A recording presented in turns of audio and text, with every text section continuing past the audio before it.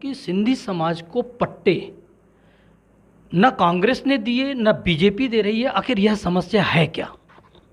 दोस्तों नमस्कार, मैं रम्मू सिंह। आज हम बात करने जा रहे हैं भारतीय जनता पार्टी के प्रदेश प्रवक्ता डॉक्टर दुर्गेश केसवानी जी से। सबसे बड़ी समस्या मैं आपसे ये जानना चाहता हूँ कि सिंधी समाज को पट्टे न कांग्रेस ने दिए न बीजेपी दे रही है। आखिर यह समस्या है क्या? देखिए, निश्चित ही ये समस्या तब की है जब विभाजन के बाद, जब इस देश में विभाजन के बाद मुझे लगता है कि क्योंकि अखंड भारत था तो देश तो पूरा एक ही था। जब हम इस हिस्से में आए रहने के लिए तो निश्चित ही पट्टे की बात की गई थी और मुझे लगता है कि बहुत हद तक हमारी सरकार ने इसका काम भी किया।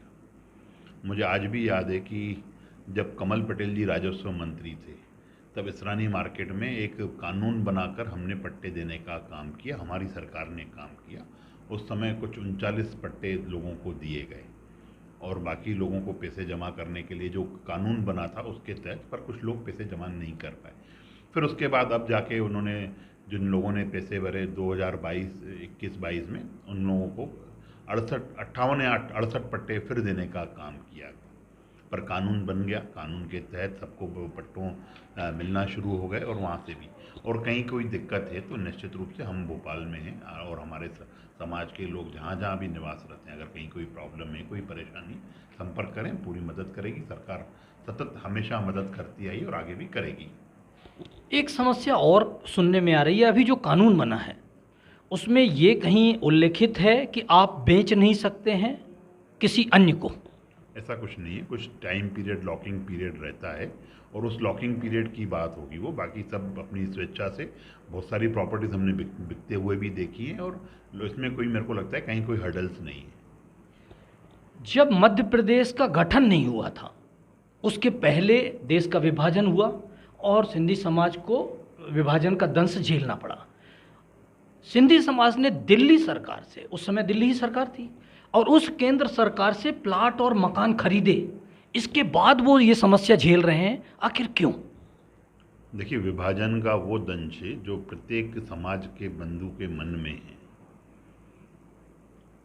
लाशों से भरी हुई ट्रेनें, चीख पुकार, चित्कार और अनेकों अनेक दंश जो हमारे समाज ने झेले, वो निश्चित रूप से कोई भूल नहीं सकता है उस चीज़ को।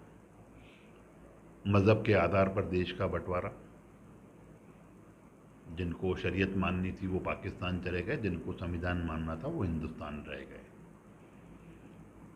तत्कालीन कांग्रेस के जो नेता थे उन्होंने आश्वस्त किया था कि सबके हितों की रक्षा होगी, पर मुझे लगता है कि कांग्रेस की सरकार ने हमारे समाज के हितों को अनदेखा किया।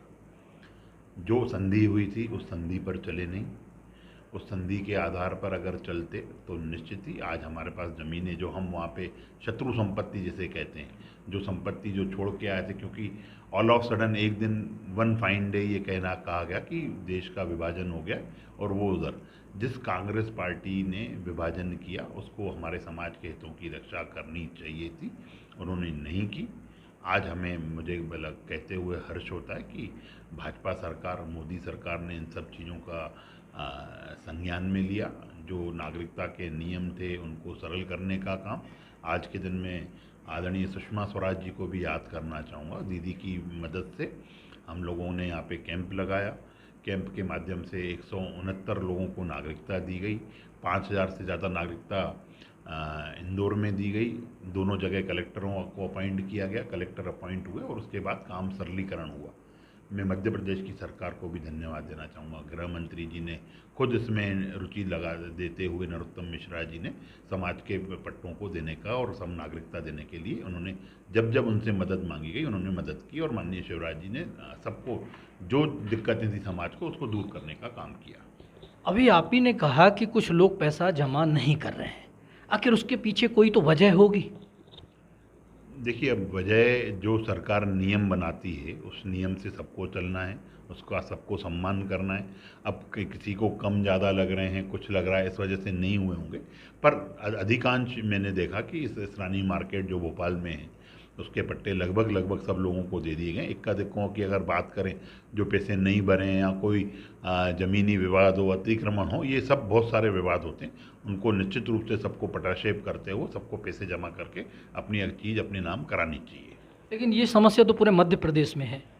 देखिए, कानून बन गया, अगर कहीं दिक्कत आ रही है कि अगर इस कानून के तहत काम नहीं हो पा रहा है, अगर कोई बातचीत नहीं हो पा रही है, तो निश्चित रूप से अगर बातचीत में कहीं कोई दिक्कत आ रही है, कोई लेगुना है, कहीं कोई आदमी की बात, वो निश्चित से हमसे संपर्क करें। कानून बन गया है, उस कानून के आधार पर हम उनको बताएंगे कि मध्य प्रदेश में भोपाल में जो निर्णय लिया गया वो इस आधार पर लिया गया, उसी को उसको फॉलो करना है। एक अभी नई बात उठी है अलग सिंध प्रांत की। देखिए, अब मुझे लगता है कि इन बातों का कोई मतलब नहीं है, क्योंकि जब समाज वहाँ से निकल के आया विभाजन के बाद, तो सिंधी समाज ने बहुत बहुत तकलीफ़ें सही। वो देश में अन्य अनेक अनेक कोनों में बट गए, विदेश चले गए, और आज उन्होंने अपनी मेहनत से, अपने पुरुषार्थ से आज अपने आप को इस काबिल बना दिया है कि वो जिस प्रांत में, वो सब प्रांत उन्हीं के ही हैं, और उस प्रांत में इंडिया में नहीं है, बच गए। इंडिया में नहीं, पाकिस्तान से सिंध प्रांत एक अलग बनाया जाए, एक अलग देश बनाया जाए, ऐसी मांग हो रही है। देखिए, निश्चित रूप से वहाँ की जो स्थितियाँ हैं, जब हम अलग हुए थे, जब विभाजन हुआ था, और आज की स्थिति में वो देश पिछड़ गया, क्योंकि मजहबी आधार पे बना था। उसको सिर्फ एक मजहब देखा, उन्होंने कभी हिंदू अल्पसंख्यकों की बात नहीं की, वहाँ पे उनके हितों की रक्षा नहीं की, उनके मंदिर तोड़ने का काम किया, बच्चों को अगवा करने का काम किया, बेटियों को अगवा करने का काम किया। जब जिस देश की जैसी नीयत होती है ना, वैसी रंगत होती है उसकी। आज आप देखेंगे कि ये दोनों देश एक समय पे विभाजित हुए थे, आज हिंदुस्तान कहाँ है और आज देखिए पाकिस्तान कहाँ है। बीजेपी राजनीतिक रूप से सिंधी समाज को प्रतिनिधित्व तो बहुत कम देती है, क्यों? जो जनसंख्या है उस हिसाब से। देखिए, भाजपा में प्रत्येक, पहली बात तो इन सब चीज़ों को ध्यान रखा नहीं जाता है कि सबको साथ लेके चलने का काम भाजपा करती है। माननीय मोदी जी का जो मूल मंत्र है, सबका साथ, सबका विकास और सबका विश्वास, उसको लेकर आगे बढ़ने का काम करती है। और निश्चित रूप से जिस समाज के जो कार्यकर्ता होते हैं, आज मुझ जैसे छोटे कार्यकर्ता को इतना बड़ा दायित्व पार्टी ने दिया है कि मैं पार्टी की रीति नीति आपके समक्ष रख सकूं, तो मुझे लगता है कि ये जैसे जैसे लोग आएंगे राजनीति में, जैसे जैसे इच्छा शक्ति, दृढ़ इच्छा शक्ति से काम करेंगे, तो पार्टी उस हिसाब से मौका देती है। प्रतिनिधित्व मतलब चुनावी सीट नहीं दी जाती हैं, सिर्फ 2 ही सीट इस बार भी दी गई हैं। देखिए, सिर्फ और उससे नहीं, आदमी कार्यकर्ता जिस क्षेत्र में जो काम कर रहा है, पार्टी प्रत्येक कार्यकर्ता का, तो समाज का ही नहीं, हर समाज का वो मूल्यांकन करती है, उसके आधार पर टिकट देने का काम करती है। पार्टी ने मूल्यांकन किया, पार्टी निश्चित रूप से किसी कार्यकर्ता को घर बैठने नहीं देती, सबको काम पे लगाती है, और निश्चित रूप से इसमें भी लगाएगी। इस बार के चुनाव में आपको क्या लगता है?